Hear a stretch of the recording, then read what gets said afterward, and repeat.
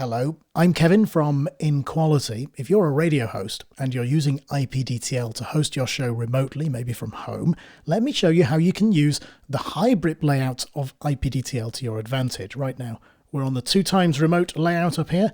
Let's switch to the laptop version of hybrIP. It looks like this. These are designed for phone calls, but you can actually connect, say, to the studio. So on the first channel, you can see I'm now connected through to the studio, and you can hear we're playing the popular hits of the day. It's the 20s after all. On my second channel, I'm going to connect to my co-host. You can see I'm faded down here, so I'm not going on air, and my co-host is also faded down.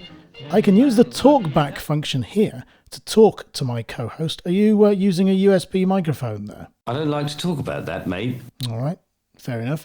I can take the talkback function off, and then I can activate it on the next channel where I'm going to make a phone call. So I'll line up a caller to put on air. You can see the caller's faded down, I'm faded down. Hi there, you're through to the radio station. Right, yeah. Okay, stand by, I'll put you on air. I'm still faded down here. The music's going out on air. My co-host is faded down and my caller is faded down. As the music ends, I can fade my microphone up.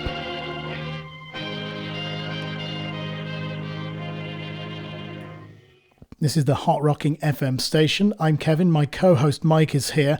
So we've got a caller we're going to talk to, yeah? I don't like to talk about that, mate. All right. Hello, caller. You're on the air.